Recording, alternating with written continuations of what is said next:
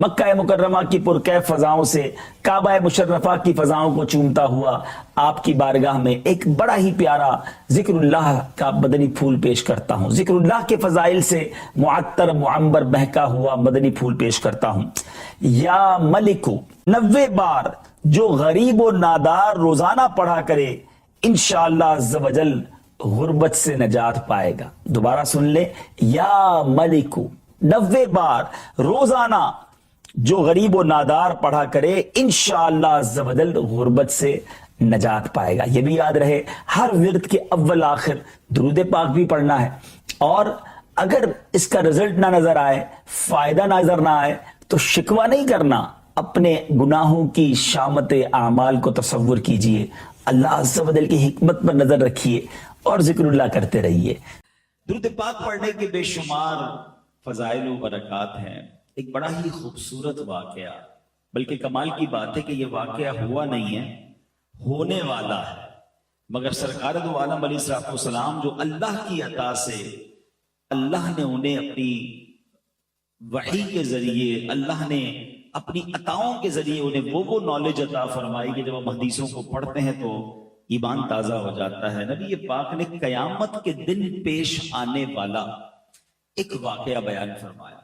आका अलैहिस्सलाम फरमाते कयामत का दिन होगा, हजरत आदम अलैहिस्सलाम सब्ज लिबास पहने अर्शे इलाही के साए में तशरीफ फरमा होंगे और देख रहे होंगे कि उनकी औलाद में से किस किस को जन्नत में ले जाया जा रहा है, किस किस को दोजख में ले जाया जा रहा है। आप अबुल बशर हैं, सबके वालिद हैं, तो हम सब उनकी औलाद में से हैं।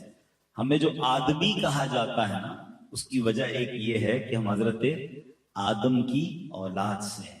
वो कयामत के दिन देख रहे होंगे कि मेरी औलाद में से कौन कौन जन्नत में जा रहा है, कौन कौन दोजख में जा रहा है। उतने में हजरत आदम अलैहिस्सलाम की नजर पड़ेगी कि जनाब रसूलुल्लाह सल्लल्लाहु ताला अलैहि वसल्लम का उम्मती उसी फरिश्ते जहन्नम की तरफ ले जा रहे हैं। हालांकि आपकी उम्मत में और भी, आप ये हजरत आदम की औलाद में तो बहुत सारे नबियों की उम्मतें हैं, मगर जब सरकार दो आलम अलैहिस्सलाम का उम्मती जहन्नम की तरफ जा रहा होगा तो हजरत आदम अलैहिस्सलाम पुकारेंगे या अहमद, या अहमद, नबी पाक को पुकारेंगे।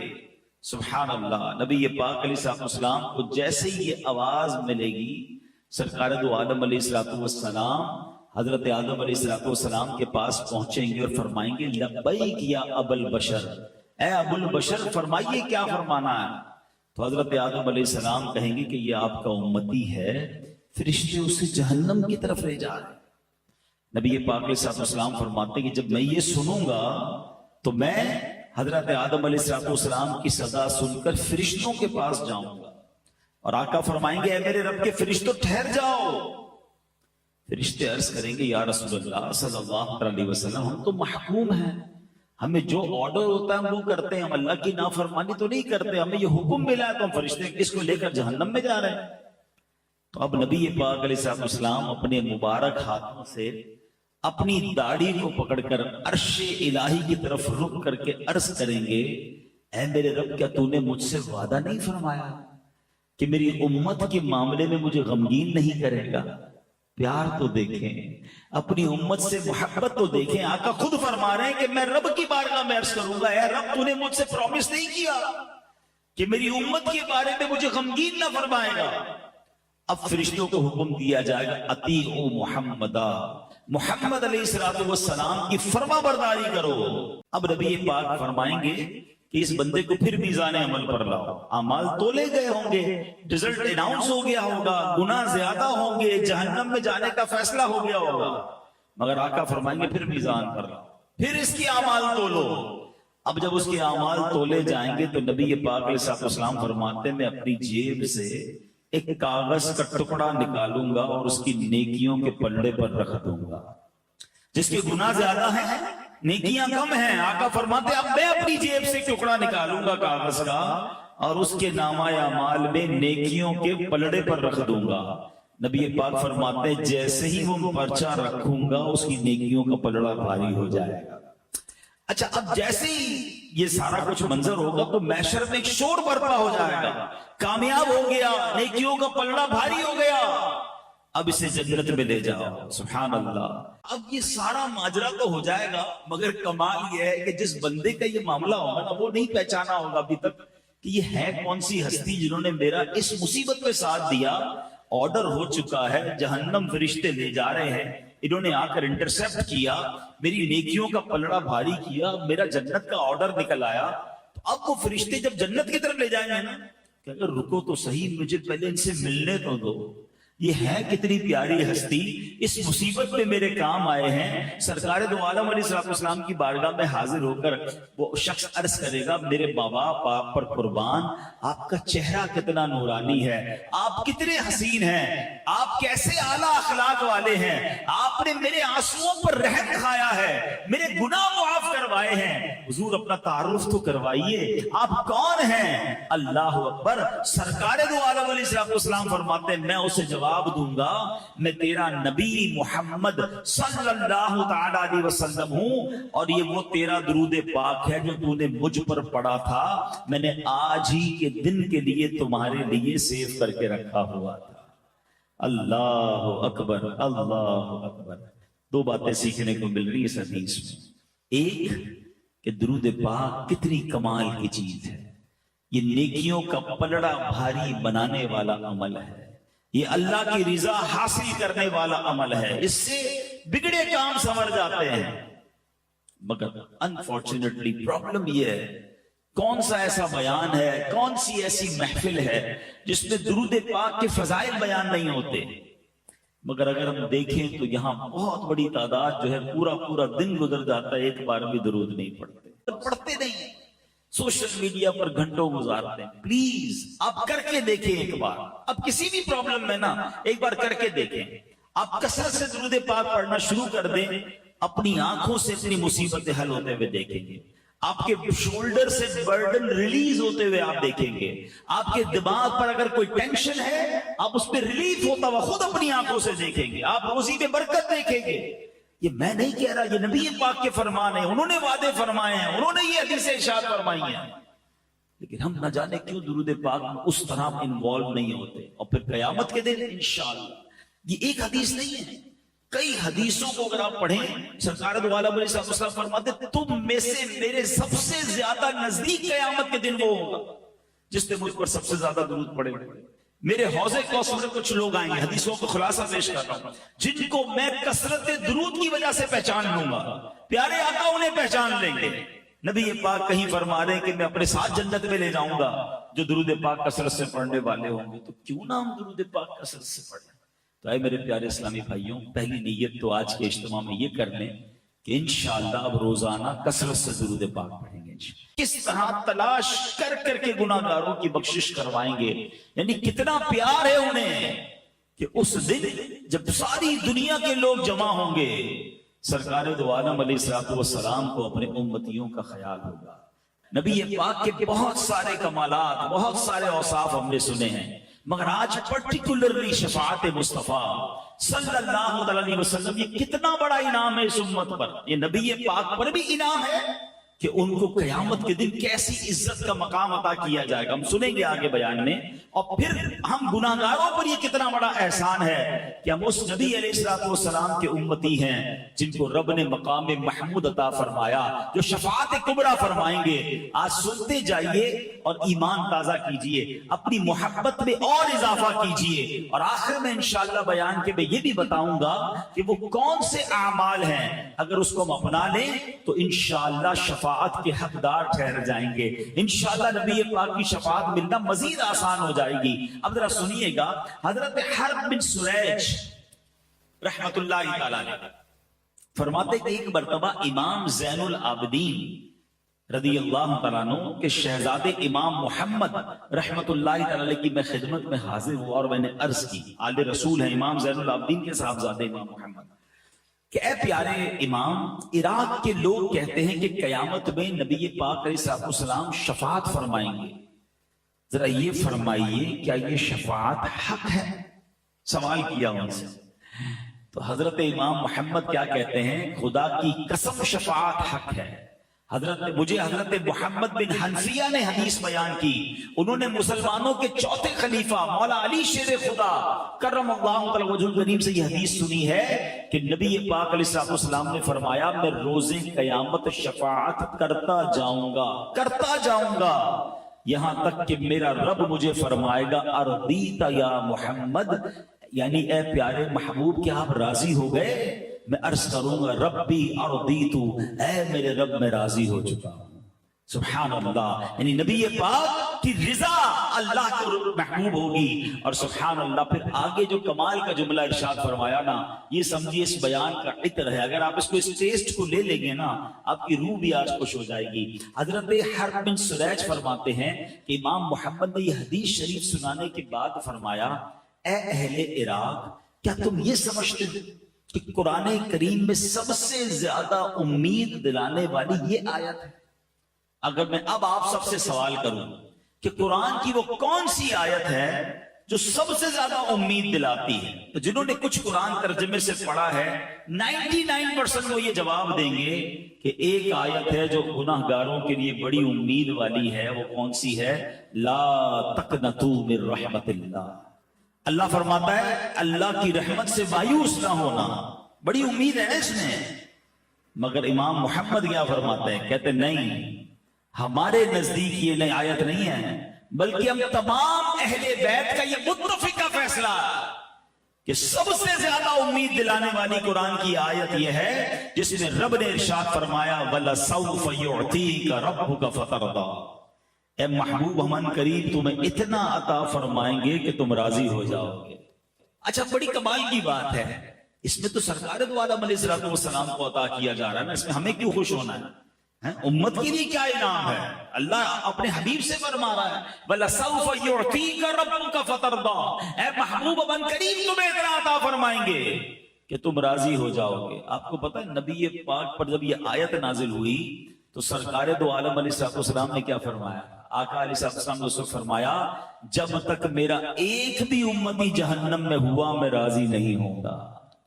کہتے یہ آیت سب سے زیادہ امید دلانے والی ہے کہ رب نے اپنے حبیب کو راضی کرنے کا وعدہ فرمایا، اور حبیب پاک نے اپنی امت سے کیا وعدہ کر لیا کہ میں راضی نہیں ہوں گا جب تک میرا ایک ایک امتی جہنم سے باہر نہ نکال دوں۔ اے میرے پیارے اسلامی بھائیوں، اب ذرا غور کیجئے، دنیا میں اگر ہم نے کسی کو بلینک چیک دے دیا جائے کہ مانگیے کیا مانگنا ہے، آفر کوئی کرے کہ بتاؤ کیا چاہیے، تو ہمیں تو شاید اپنے لوگ یاد آئیں گے، اپنے گھر والے یاد آئیں گے، اپنے فیوچر پلانز یاد آئیں گے۔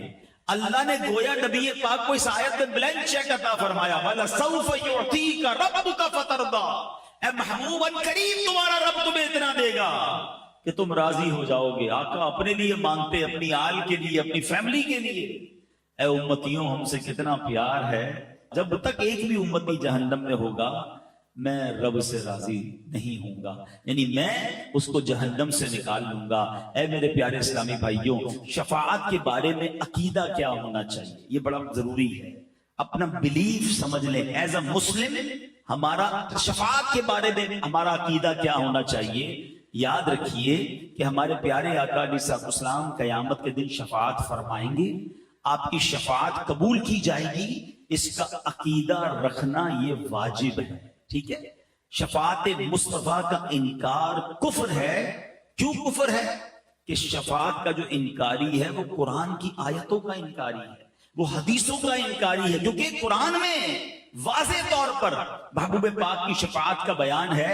اب میں چند قرآن پاک کی آیتیں اور چند حدیثیں بیان کرتا ہوں کہ کہاں کہاں نبی پاک کی شفاعت کا بیان ہے۔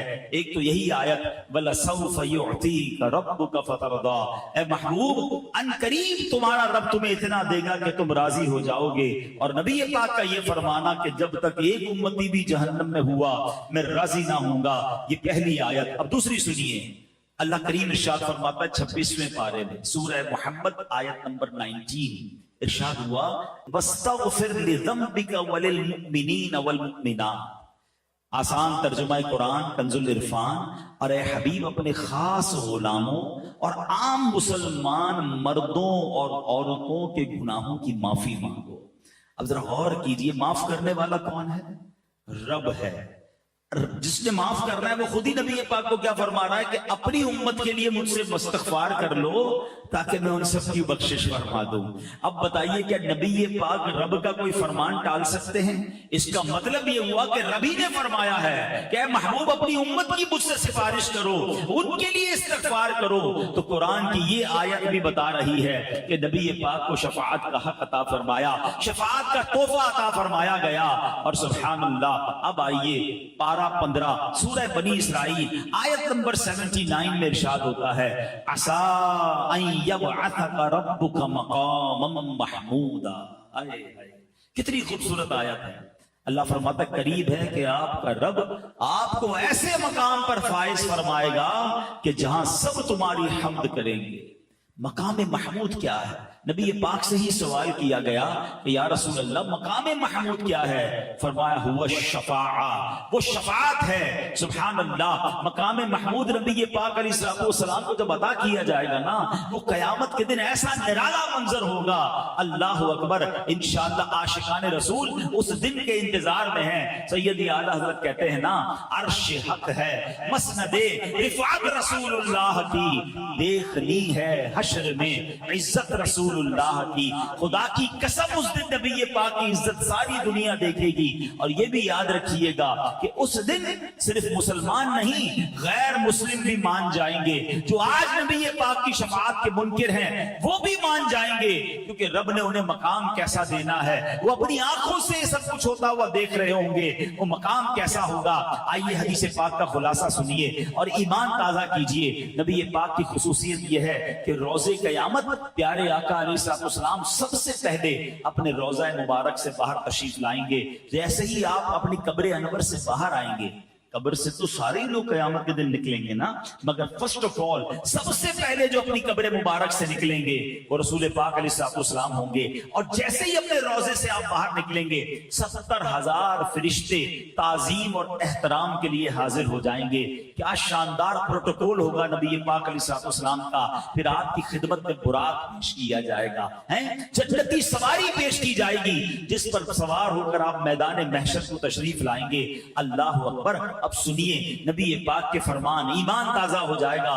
آقا فرماتے انا سید ولد آدم یوم القیامہ، قیامت کے دن میں تمام اولاد آدم کا سردار ہوں گا۔ ایک روایت میں فرمایا انا اولہم خروجا، قیامت کے دن سب سے پہلے میں ہی اپنی قبر انور سے باہر تشریف لاؤں گا۔ وانا قائدہم اذا وفدوا، جب سب بارگاہ الہی میں پیش ہوں گے میں سب کا پیشوا ہوں گا۔ وانا خطیبہم اذا انصتوا، جب سارے لوگ خاموش ہو جائیں گے، کسی میں جرت نہیں ہوگی بات کرنے کی، میں خطیب ہوں گا۔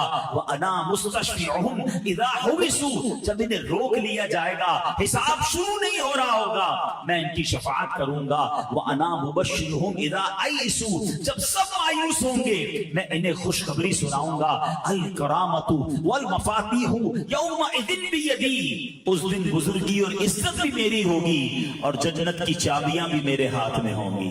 وَنَا أَكْرَمُ وَلَدِ آدَمَ عَلَىٰ رَبِّي، اور میرے رب کریم کی بارگاہ میں تمام اولاد آدم سے بڑھ کر میری عزت ہوگی۔ فرمایا اس روز 1000 خادم میرے گرد اس طرح ہوں گے جیسے بکھرے ہوئے موتی ہوتے ہیں۔ حدیث پاک میں فرمایا بِيَدِي لِوَاءِ الْحَمْدِ، قیامت کے دن حمد کا پرچم میرے ہاتھ میں ہوگا۔ تحت آدم فمن دونہ، حضرت آدم اور ان کی اولاد میں جو ہیں سب کے سب میرے اس پرچم کے نیچے ہوں گے۔ اللہ اکبر۔ اب ذرا غور کیجئے اللہ نے کیسا مقام عطا فرمایا ہوگا۔ یاد رکھیے جب یہ مقام محمود دیکھیں گے اپنے کو اپنے پرائے بھی مانیں گے، مگر اس دن کا ماننا کام نہ آئے گا کہ اس دن تو وہ دیکھ کر مانیں گے نا۔ ارے ماننا آج ہے، عزت آج کرنی ہے، عقیدہ آج مضبوط کرنا ہے۔ زمین تانبے کی ہوگی، لوگ اپنے پسینے میں ڈبکیاں کھا رہے ہوں گے، انتظار ہوگا کہ ختم نہیں ہو رہا ہوگا۔ کبھی گرمی کے اندر ہمیں کوئی 5-10 منٹ باہر کھڑا کر دے اور کہے جناب 10 منٹ رکیے اور 10 منٹ بعد آئیے گا، وہ 10 منٹ نہیں کٹتے ہیں، کیونکہ پسینے سے بندہ شرابور ہو جاتا ہے، بندہ فوراً کوئی سایہ ڈھونڈتا ہے، مگر اس دن اللہ کے عرش کے سوا کوئی سایہ نہ ہوگا۔ اب کیا ہوگا جب بہت گرمی لگے گی, بہت ٹائم گزر جائے گا, تو اہل محشر آپس میں مشورہ کریں گے کہ کچھ تو کرو, کسی سے تو بات کرو, حساب کتاب ہی شروع ہو جائے. کھڑے کھڑے جناب گرمی میں سارے تھک گئے. اب جناب سب مل کر حضرت آدم علیہ السلام کے پاس جائیں گے. جب حضرت آدم کے پاس جائیں گے نا تو جا کر کہیں گے اے ابو البشر, آپ سب سے پہلے دنیا میں آئے ہیں, آپ اللہ کی بارگاہ میں سفارش کریں اور ہمارے اس مصیبت سے ہماری نجات دلائیں. کیا ہوگا؟ حضرت آدم کہیں گے نفسی نفسی اذهبوا الی غیری. آج جیسا رب نے غضب کیا ہے پہلے ایسا غضب کبھی نہ کیا ہوگا, کسی اور کے پاس جاؤ. یہ سارے محشر کے لوگ ڈھونڈتے ڈھونڈتے حضرت نوح علیہ السلام کے پاس پہنچیں گے. اے نوح, آپ آدم میں ثانی ہیں, آپ اللہ کی بارگاہ میں, آپ نجی اللہ ہیں, آپ اللہ کی بارگاہ میں ہماری سفارش کریں. آپ فرمائیں گے اذهبوا الی غیری نفسی نفسی. آج رب نے جیسا غضب کیا ایسا پہلے کبھی نہیں کیا. اہل محشر پھر تلاش کرتے ہوئے حضرت ابراہیم کے پاس آئیں گے. آپ تو خلیل اللہ ہیں, اللہ کے دوست ہیں, آپ اللہ سے عرض کریں. وہ بھی کہیں گے اذهبوا الی غیری. اس کے بعد حضرت عیسیٰ علیہ السلام کے پاس آئیں گے, وہ بھی منع کر دیں گے. آخر اہل محشر کہیں گے ہمیں کوئی راستہ تو بتا دیں, کوئی کلو تو دے دیں, ہم جائیں تو کس کے پاس جائیں.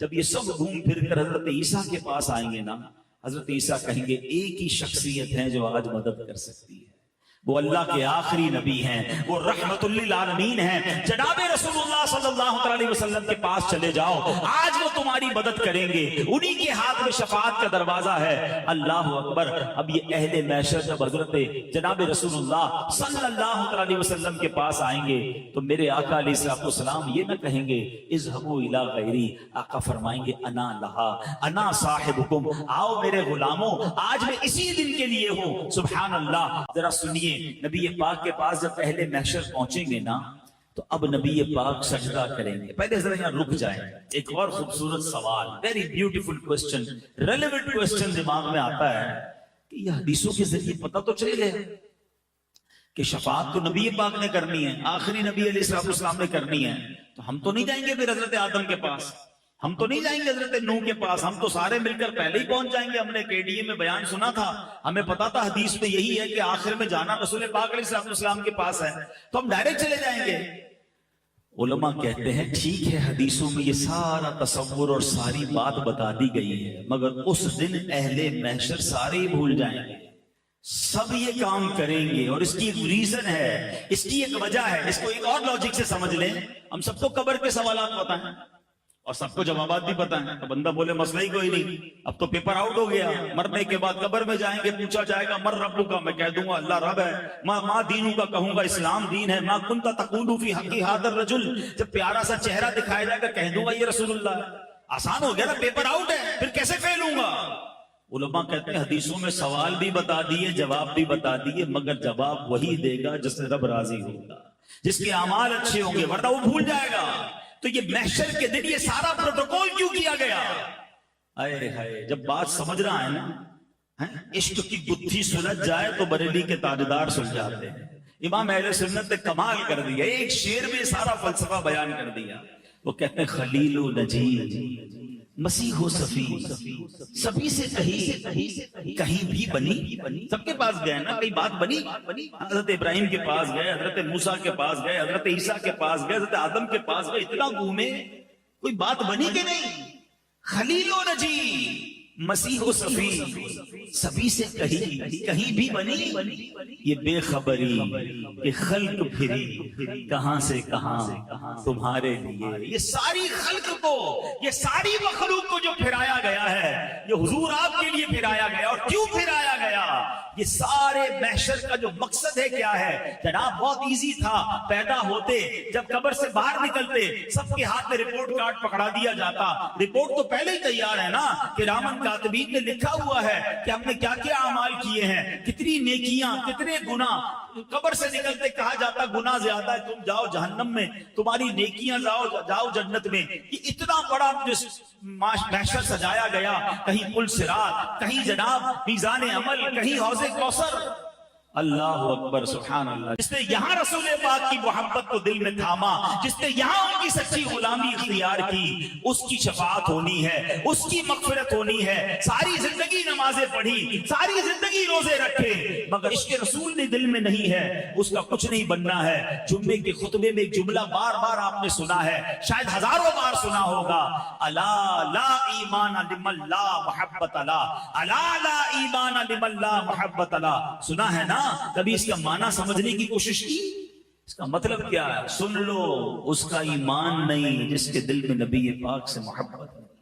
محبت کے بغیر کچھ بھی نہیں ہے. وہاں کام آنی ہے. اب کیا ہوگا جب آقا کے پاس یہ اہل محشر پہنچیں گے نا, تو نبی پاک کیا کریں گے؟ اب ذرا سنیے گا. ایک تاریخی سجدہ ہوگا قیامت کے دن, ایک تاریخی سجدہ ہوگا. اور وہ سجدہ جب نبی پاک فرمائیں گے نا, آج میں اور آپ سجدہ کریں, کوئی اٹھاتا ہے سجدے سے؟ پتہ جب نبی پاک سجدہ کریں گے نا, تو رب کی طرف سے ارشاد ہوگا, ارفع راسک یا محمد, اے محمد اپنا سر اٹھائیے. کیسا پیار ہے اللہ عز و جل اور نبی پاک علیہ السلام. رب اللہ کی بارگاہ میں غمگین سجدہ ہوگا نا, امت کی فکر میں یہ سجدہ ہوگا, بڑا طویل سجدہ ہوگا. ارشاد ہوگا, ارفع راسک یا محمد, اے محمد سر اٹھائیے. پھر فرمایا جائے گا, آپ کہیے, آپ کی سنی جائے گی. سل تعطا, مانگیے آپ کو دیا جائے گا.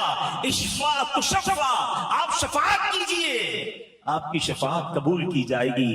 اللہ اکبر. پھر نبی پاک علیہ السلام اپنے غلاموں کی شفاعت فرمائیں گے, اور کتنی شفاعت فرمائیں گے یہ آپ کو بتاتا ہوں. لیکن یہ شعر آپ نے کئی بار سنا ہوگا نا, عرش حق ہے مسجد رفعت رسول اللہ کی, کہ نبی پاک کا جو بیٹھنے کا مقام قیامت کے دن کیا ہوگا, وہ عرش الہی ہوگا. یہ ایسے ہی نہیں کہہ دیا سیدی اعلیٰ حضرت نے. آؤ روایت سنو. روایتوں میں آتا ہے قیامت والے دن رب کریم نبی پاک علیہ السلام کو عرش اعظم پر بٹھائے گا.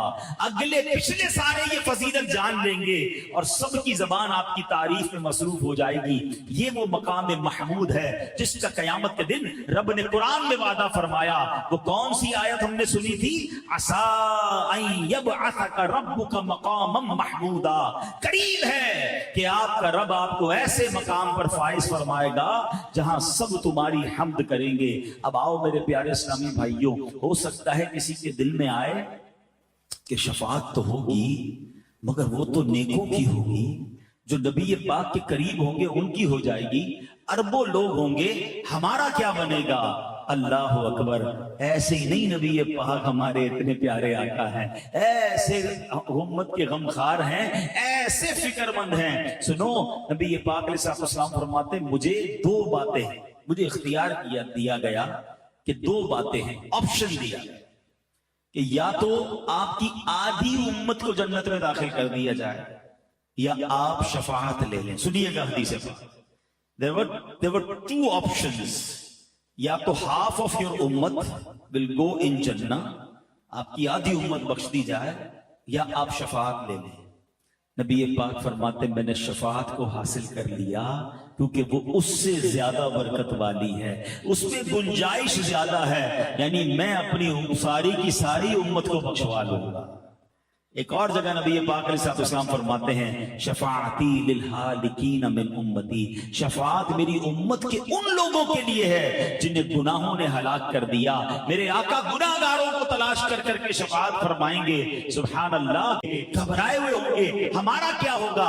ارے نبی پاک تو بخشے بخشائے نا, مگر ان کے دل پر بھی فکر ہوگی, وہ بھی رنج میں ہوں گے. وہ اپنے لیے نہیں, وہ کس کے لیے؟ وہ امت کے لیے غمزدہ ہوں گے. فرماتے ہیں, میں اللہ کی بارگاہ میں کھڑا رہوں گا, اپنے ممبر پر نہیں بیٹھوں گا. ہر نبی کے لیے ممبر بنایا گیا ہوگا, مگر میں رب کی بارگاہ میں اس لیے کھڑا رہوں گا کہ مجھے یہ ڈر ہوگا کہ کہیں مجھے جنت میں نہ بھیج دیا جائے اور میری امت پیچھے نہ رہ جائے. آپ سمجھ رہے ہیں اس بات؟ میں اور آپ تمنا کیا کر رہے ہیں کہ قیامت کے دن جلدی جلدی جنت میں بھیج دیے جائیں.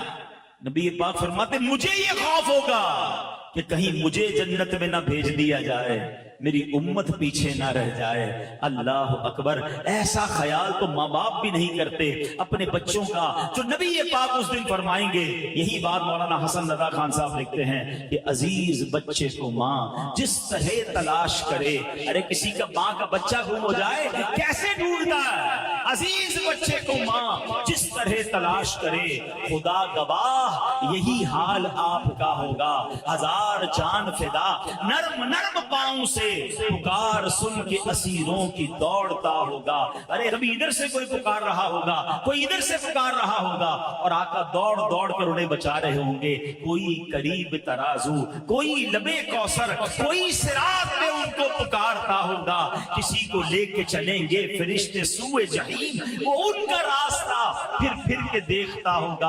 आका मुझे जहन्नम में ले जाया जा रहा है, या रसूलुल्लाह मेरी शफाअत फरमाइए। और आका करम फरमाकर उसकी शफाअत फरमाएंगे। ये हाल नबी पाक का कयामत के दिन होगा। और खुद फरमाते हैं मैं अपने मिंबर पर उस वक्त तक नहीं बैठूंगा जब तक मेरे उम्मतियों को जहन्नम से ना निकाल लूं। एक और हदीस पाक में आता है, नबी पाक फरमाते हैं रूए जमीन पर जितने दरख्त और पत्थर हैं, कयामत के दिन मैं उन सब की तादाद के बराबर आदमियों की शफाअत करूंगा। इतने शफाअत फरमाएंगे, इतनी शफाअत फरमाएंगे। अल्लाह अकबर। एक और जगह रिवायत में मिलता है कि हर नबी को एक दुआ दी गई है। वैसे तो नबी की हर दुआ कबूल होती है, मगर एक स्पेशल दुआ दी गई कि वो जो मांगेंगे उन्हें अता किया जाएगा। नबी पाक ने पता क्या फरमाया? फरमाया हर नबी ने अपनी दुआ दुनिया में कर ली है, मैंने वो दुआ कयामत के दिन बचा के रखी है, और वो उस दिन में अपनी उम्मत के लिए करूंगा। अल्लाह अकबर। प्यार तो देखे हमसे हैं? मैं अब नौजवानों से 2 मिनट बात करना चाहता हूं। हम लोग कहते हैं मैं फला फुटबॉलर से प्यार करता हूं, मुझे फला एक्टर से प्यार है, मुझे फला क्रिकेटर बड़ा अच्छा लगता है। घर में जाओ तो तस्वीरें लगाई हुई हैं, उसको एडमायर कर रहे हैं, उसको फॉलो कर रहे हैं, उस जैसे कपड़े, उस जैसे बाल, उस जैसे स्टाइल। कभी पूछूं उससे कि भाई कभी वो जो बड़ा आदमी जिसको आप फॉलो करते हैं, दीवाने उसने कभी आपका कोई ख्याल किया, आपको जानता है? नौजवान कहते हैं हमें कैसे जानेगा, उसके तो अरबों करोड़ों फॉलोवर्स हैं, हम तो कभी मिले नहीं है, बस उसको देखा दीवाने हो गए हैं, वो हमें जानता भी नहीं, हमारा ख्याल कहां से रखेगा?